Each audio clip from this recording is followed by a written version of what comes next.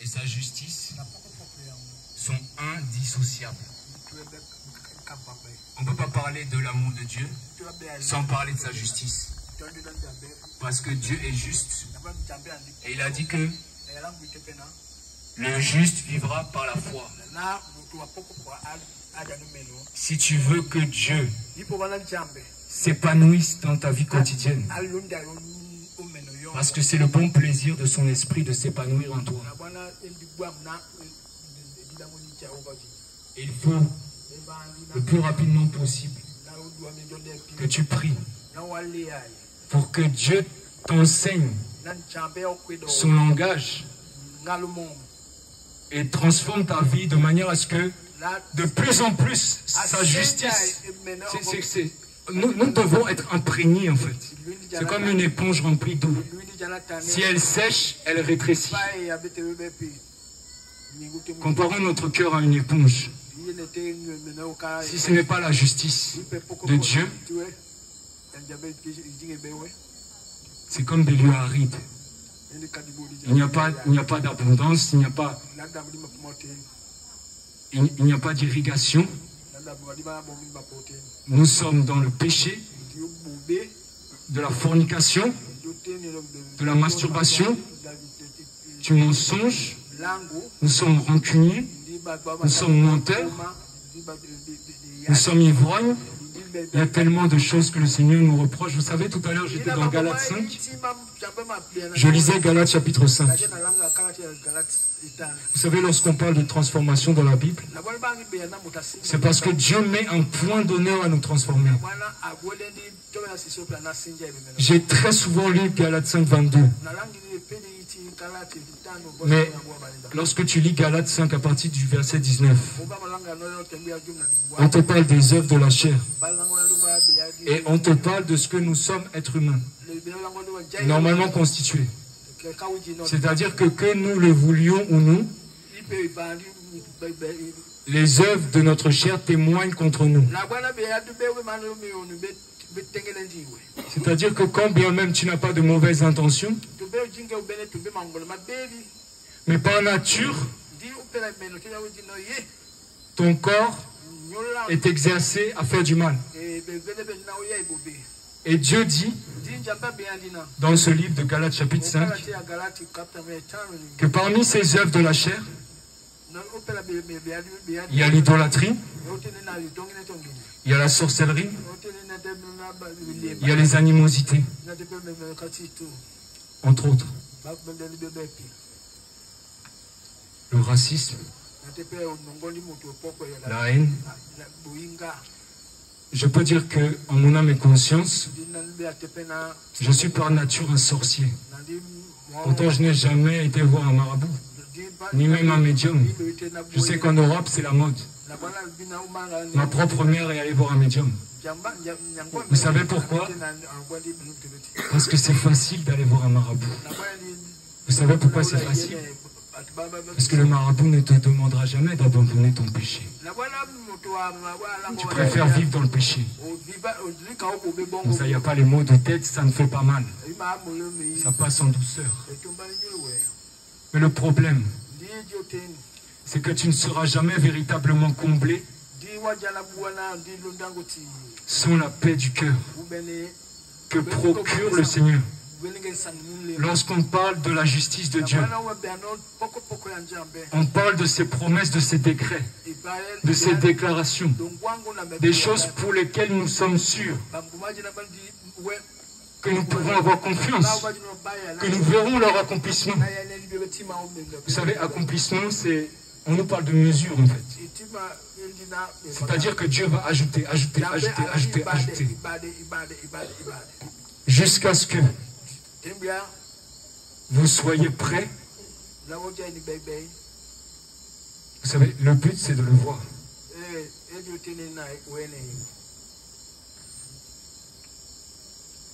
Dans le livre de 2 Corinthiens, chapitre 10, on nous dit que nous sommes prêts à tirer vengeance de nos désobéissances, de nos raisonnements, des forteresses, jusqu'à ce que on parle d'un terme, on parle d'une durée, d'une période, jusqu'à ce que l'obéissance de Dieu soit complète. Jésus a promis qu'il nous préparait une place, mais avant même que nous y soyons, il veut que nous soyons capables de nous tenir debout et de répondre par des solutions efficaces aux problèmes qui se posent dans notre génération, aux problèmes qui se posent dans nos foyers, aux problèmes qui se posent dans nos milieux de travail. Parce qu'avec sa parole, nous sommes armés et nous sommes capables de vivre le véritable, c'est ce qu'il est dit, c'est ce qu'il est écrit, le bonheur. C'est de savoir que quoi qu'il arrive, ton sommeil sera doux et léger. Lorsque tu ouvriras les yeux le matin, ce n'est pas à ton mari, ta femme que tu penseras, mais c'est à lui. Parce que tu te souviens de ce qu'il a fait pour toi la veille. Tu te souviens de la situation dans laquelle il t'a fait sortir alors que tu te sentais en danger. Tu te souviens des ennemis qu'il a touchés, qui te promettaient qu'il te ferait du mal sans cause. Tu te souviens de toutes les fois où le Seigneur t'a fait ressentir son amour dans ton cœur. Toutes les fois, on ne peut pas les compter. Mais je sais que ce que le Seigneur donne, ça n'est pas comme ce que nous recevons dans le monde. Ça rentre par là, ça peut sortir là, n'est-ce pas? Les paroles des hommes. Ça rentre par là et ça sort où? Soit par là, soit par là. Ce que Dieu te donne, c'est permanent. Ça rentre dans ton cœur. Ça te change. Ça t'amène à connaître ce que Dieu appelle paix. Ce n'est pas ce que toi et moi on appelle paix. Lorsqu'on dit shalom, ce n'est pas ce que toi et moi on connaît. La Bible dit qu'elle surpasse toute intelligence. Ça veut dire qu'on ne peut pas la comprendre. Mais par contre, on peut la vivre. Et c'est ce que le Seigneur nous a promis. Jean chapitre 14, verset 21. Il faut s'abandonner. La Bible dit, je vous donne ma paix. Je vous donne ma paix. Et je ne vous la donne pas comme le monde vous la donne. Si tu souffrais de ta situation, si tu souffrais de ta précarité, si tu souffrais de ton célibat, si tu souffrais de ta séparation, je ne sais pas pourquoi est-ce que tu souffrais. Peut-être ton corps te fait mal. Tu ne peux pas plus souffrir que le Seigneur. Souviens-toi d'Ésaïe 53. Notre défunte grande sœur, elle est décédée, elle avait un cancer, et nous l'avons vue dépérir. Elle était belle, elle était coquette. Je lui avais acheté des petites baskets, elle allait courir. Un jour, le cancer l'a foudroyée. Elle ne se reconnaissait même plus. Elle ne savait plus qui elle était. Elle savait seulement une chose. La paix du cœur avait abondé en elle. Pourtant, elle était malade, condamnée par la médecine. Ce qu'elle voulait, c'est rester avec ses frères et sœurs. Mais Dieu l'a repris. Elle est partie avec une paix. Elle était dans le repos. À l'hôpital, les médecins la condamnaient. Les médecins n'ont jamais été bons avec elle. Pour la plupart. Je sais qu'il y a des exceptions. Mais l'être humain est méchant. Les médecins étaient méchants. Mais Dieu l'utilisait. Elle priait pour les gens. Elle priait pour des gens qui voulaient se suicider. Elle priait pour des gens qui étaient malades comme elle, moins qu'elle. Des familles sont venues la voir après. On vous a cherché, mademoiselle Ngoïtalen. On vous cherchait. Notre fils nous a raconté tout ce que vous avez fait pour lui.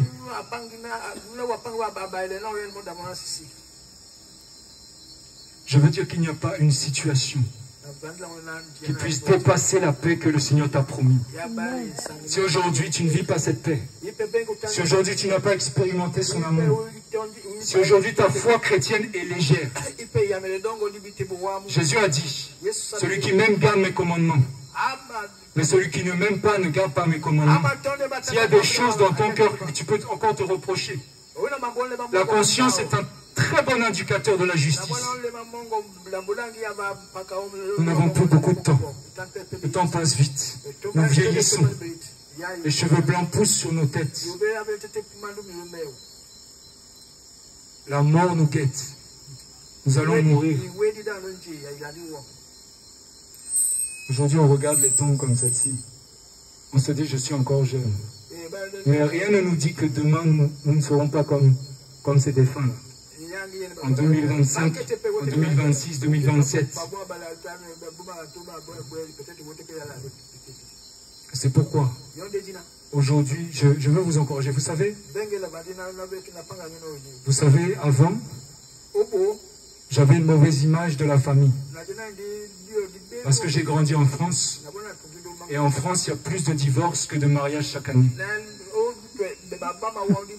Donc, il y a une certaine dévalorisation des valeurs familiales. Parce que finalement, nous sommes sans foi ni loi.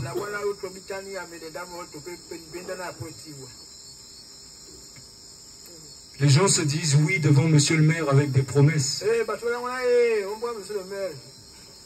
Mais finalement, ne parviennent pas à assumer. La Bible dit que Dieu haït la répudiation. Mais en France, les gens divorcent comme si c'était normal.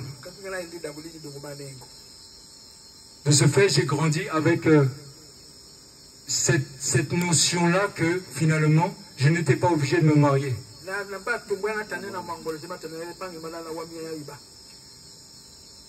Depuis que le Seigneur m'a touché, il m'a enseigné ce qu'est la famille. Et il y avait quelque chose que je ne connaissais pas. La présence de Dieu dans la famille. Parce que lorsque tu lis Genèse 3, tu dis que Dieu a fait l'homme à son image, à sa ressemblance. Autrement dit, les familles ne sont pas suffisamment soudées. Les familles ne sont pas heureuses parce qu'il y a des divisions. Vous savez, parfois, vous trouverez des meilleures intentions dans le cœur de votre voisin que dans le cœur de votre cousin ou de votre neveu, de votre oncle, de sang. Parce que nous vivons dans un monde où le bien est devenu mal, où le mal est devenu bien. On vit l'inversion des valeurs. Si dans ta vie il y a de la débauche, sache que tu vis aussi l'inversion des valeurs. Et tu en es victime. Parce que nous sommes esclaves de ce par quoi nous sommes vaincus. J'étais esclave de la cigarette. J'étais esclave du cannabis. J'étais esclave des rancunes. Je ne pardonnais pas. Mais je ne savais même pas que j'étais esclave. Parce que le monde nous enseigne que nous sommes libres, nous faisons ce que nous voulons. Mais si tu savais à quel point le diable te frappe quand tu ouvres des portes, d'une manière ou d'une autre. Parce que plus on pratique le péché, plus il nous éloigne de Dieu. C'est automatique. Plus tu es loin de Dieu, plus ton espérance s'affaiblit. Et plus tu es vulnérable et sensible. Les gens pensent que l'argent leur donne une certaine sécurité. Mais regardez ceux qui ont l'argent. Qu'est-ce qu'ils en font? Regardez ceux qui ont l'argent. Vous savez, un jour, je n'ai pas dépassé le temps là. Un jour, j'étais en train de me promener à Yaoundé et j'ai vu un arrondissement assez grand. Et j'ai dit que c'est le noir complet là-bas. Pourtant, il y a des maisons. Qu'est-ce qui se passe? Il est encore 19h30. On parcourt quelques centaines de mètres. Et tout d'un coup, une propriété avec de la lumière partout. C'est-à-dire que la personne qui était propriétaire s'était fait du bien. Il avait fait vraiment une allée avec... c'était de l'architecture. Avec des luminaires partout. Et dans sa maison, vous imaginez bien, de la lumière. J'ai donc compris qu'il y a des gens qui ont beaucoup d'argent et qui n'ont que foutre de savoir qu'à côté d'eux, des gens crèvent la dalle et n'ont rien. Je ne dis pas que ces gens-là avaient rien, je ne les connais pas. Mais je dis que c'est cette mentalité-là qui prospère dans ce monde. Et ceux qui ont de l'argent ont beaucoup. Et ceux qui n'ont pas beaucoup d'argent souffrent. Et ça ne dérange pas les gens qui ont beaucoup d'argent. C'est pourquoi la Bible dit que l'amour de l'argent est la racine de tous les maux. Les gens qui gouvernent ce pays ont de l'argent, mais ce sont des véritables tortionnaires.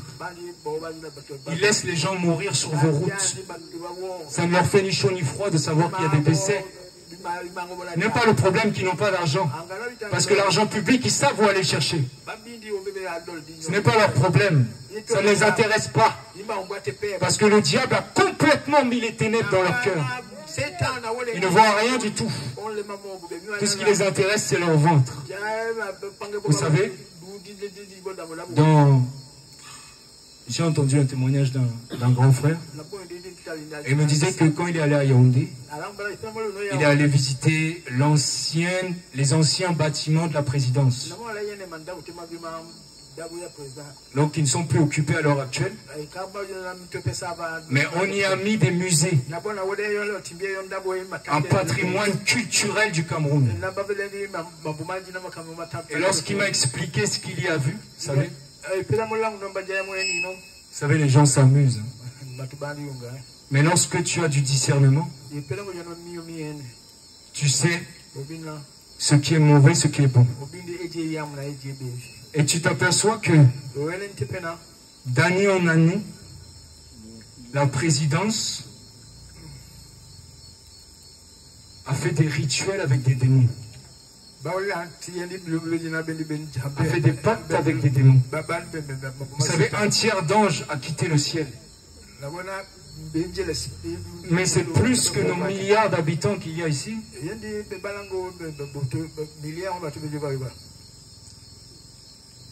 Comment voulez-vous qu'un pays comme le Cameroun puisse voir la lumière du jour lorsque les grandes puissances font des sacrifices de sang?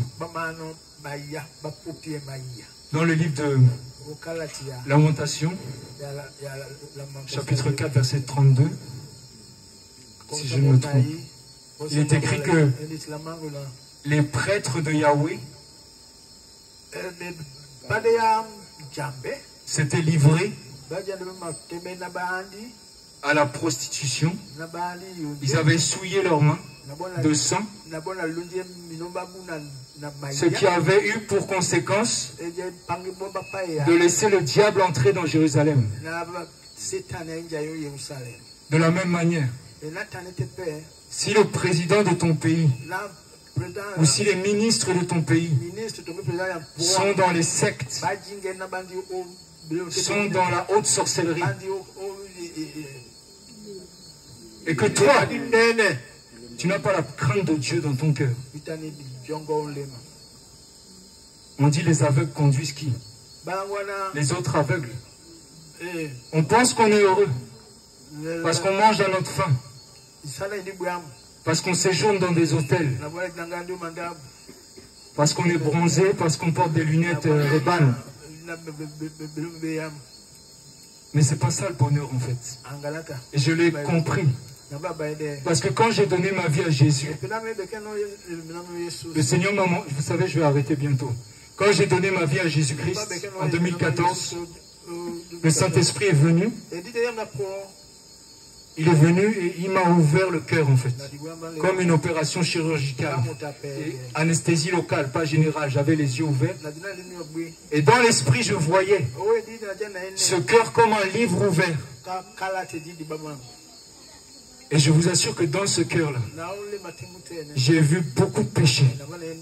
Et je ne savais pas, je ne connaissais pas. J'imaginais que j'étais quelqu'un de bon. Mais lorsqu'il m'a montré mon cœur, j'ai pleuré. Vous savez, la présence de Dieu, personne ne peut y résister. Tu vas faire comment? Tu tombes par terre, tu pleures, c'est tout, point barre. Tu capitules. Et quand j'ai vu l'état de mon cœur, j'ai demandé pardon. Et cette paix dont parle Philippiens 4, elle est entrée en moi. J'ai su que mes péchés étaient pardonnés. Je n'ai jamais rien reçu d'aussi riche que ça. La paix. La paix, je savais que j'étais pardonné. Il n'y avait pas de pasteurs autour de moi, je ne connaissais pas les églises. J'étais seul avec ma conscience. J'ai reçu la conviction de péché. Jean chapitre 16, versets 7 à 8. Et j'ai demandé pardon à Dieu. Et ce soir-là, j'ai expérimenté son amour. Et aujourd'hui, je me tiens devant vous. Je vous dis qu'il n'y a plus de part entre moi et le paganisme. Je n'en veux plus. Je l'ai vomi pour toujours. Et Dieu me montre qu'il ne m'a pas oublié. Vous savez, quand vous faites des gestes d'attention à vos proches, vous les touchez par votre affection, par votre générosité. Parce que rien n'est plus beau que l'amour. Mais quand c'est le Dieu Tout-Puissant qui fait des gestes, qui montre son amour, qui vous attentionne, qui vous affectionne, c'est différent. C'est beaucoup plus fort. Et rien ne vaut ça. Je voudrais encore vous encourager à ne pas regarder aux hommes. Il y a des gens qui m'ont posé la question, mais comment se fait-il que vous projetez un rassemblement ici, alors qu'il n'y a pas vraiment de pasteur préétabli? Vous qui êtes prédicateur, vous n'habitez même pas à Kribi. C'est vrai. Monsieur Malheureux n'habite pas à Kribi. En permanence. Mais, en fait, il faut arrêter de penser ça, en fait. De penser que parce qu'il n'y a pas de pasteur, vous serez, en fait, ça ne peut rien changer, en fait. Parce que vous n'appartenez à personne d'autre qu'à Dieu. Et c'est lui qui est votre berger. Faites juste confiance. Parce que ça fait plusieurs années qu'on lui a proposé de faire ça. Il a toujours refusé. Ce n'est pas qu'il n'en avait pas le désir. Vous pensez que nous sommes contents quand nous voyons les jeunes partout errer comme des zombies? Vous pensez que ça nous fait plaisir de voir des jeunes qui sont complètement enchaînés par les alcools, les yeux sont complètement explosés? Des gens qui ont cru, hein? Des gens qui ont cru, mais qui sont repartis en arrière.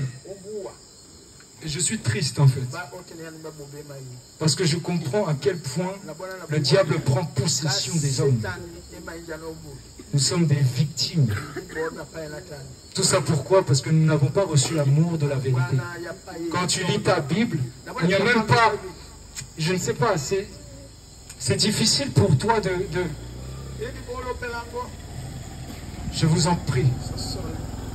Dites-vous bien que 2025 ne doit pas passer sans que le Seigneur opère dans votre vie pour vous rendre meilleur et pour vous faire connaître encore à quel point il vous aime. Amen, amen. Pour ce qui concerne le rassemblement ici,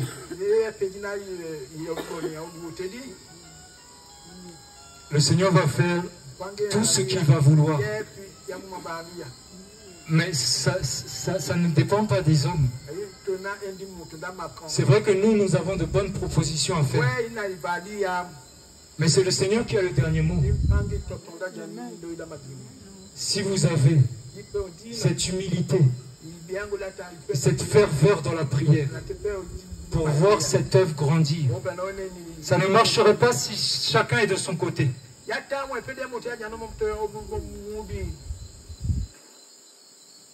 Souvenez-vous de ce qui est écrit dans la parole et faites confiance à Dieu. Et je ne vous donne pas 6 mois pour que Dieu vous montre comment est-ce que vous allez lui être utile. Je m'adresse à toutes les personnes qui ne sont pas véritablement engagées avec Dieu. Quelles que soient les années qui sont derrière vous. Il n'est pas question de juger. Je ne juge personne. Je suis le premier répréhensible. Ce que je dis, c'est que le temps, il se rachète avec Dieu. Ce n'est pas parce que tu as perdu des années. Si le Seigneur décide de te remplir, il va te donner les moyens. Et tu ne te reconnaîtras plus. Et tu te souviens de ces années. Et tu diras, ce frère blanc, il avait raison. Il n'avait pas de temps à perdre. Souviens-toi que dans le ciel, le Seigneur t'attend. Et si tu décides de persévérer dans l'injustice, dans le péché, en ton âme et conscience, Dieu t'en tiendra rigueur.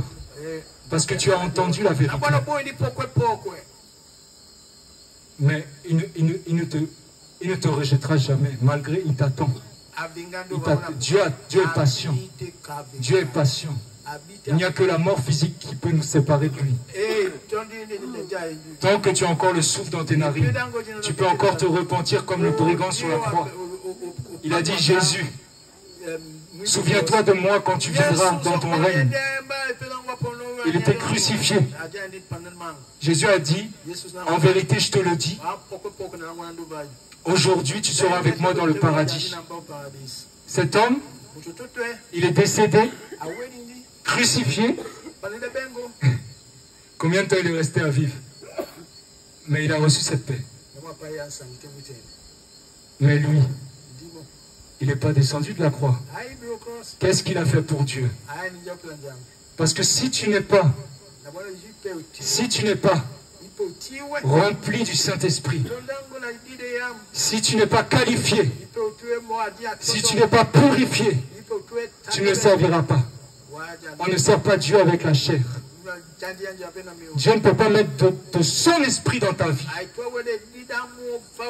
Si ton cœur est double, un coup dehors, un coup dedans. Non, Dieu est tellement saint. Aujourd'hui, je veux servir Dieu. Je veux le servir. Je suis encore jeune. Je veux le servir de tout mon cœur. Et il m'a fait connaître une chose. Je peux imposer les mains et voir des miracles s'accomplir. Je ne suis pas pasteur. Je ne suis pas prophète. Je ne suis pas apôtre. Je suis disciple. Je peux imposer les mains et de voir des choses que je n'ai jamais imaginées se produire devant mes yeux. Parce que Dieu ne fait exception de personne.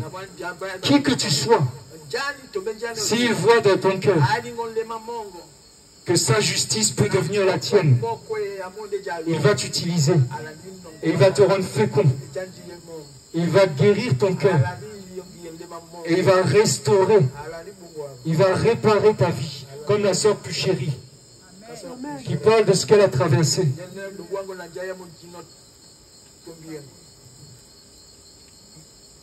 Je pense que personne ne peut imaginer à quel point elle se sent bien aujourd'hui. Personne. Pourtant, elle a tellement souffert. Personne ne peut se remettre d'une telle expérience. Pourtant, puis chérie, elle s'en est remise. Elle est épanouie.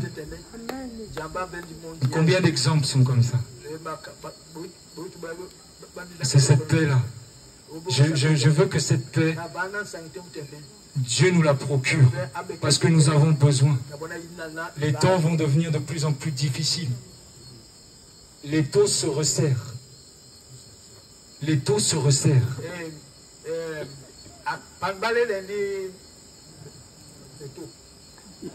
Les taux se... Je dis que... Je vais terminer par là. Je dis que plus vous voyez l'iniquité, l'injustice pratiquée dans le monde, on le voit, plus le diable va se déchaîner dans les nations. Ça veut dire que nos conditions de vie elles-mêmes seront affectées. Si tu n'es pas du bon côté,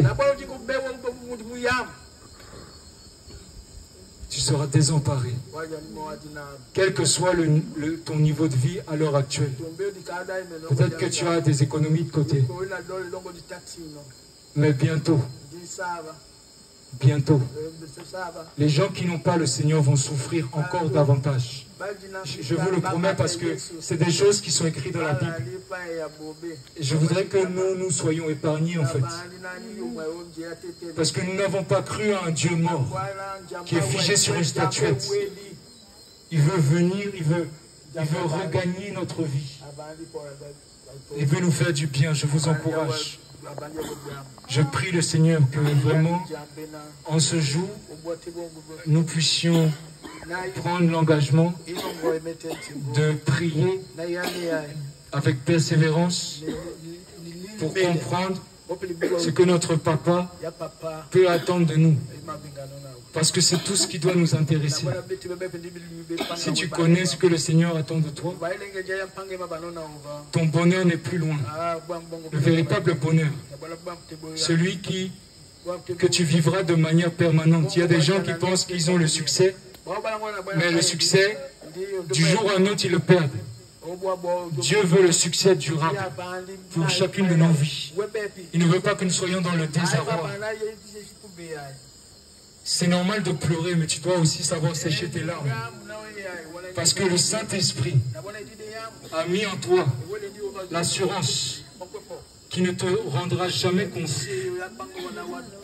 Et il répandra de son amour dans ton cœur toutes les fois où ça ira mal. Pour que tu saches que tu n'as aucune emprise sur ta vie. Mais c'est lui qui la tient. Et tu n'as rien à craindre. On peut acclamer le Seigneur. Amen.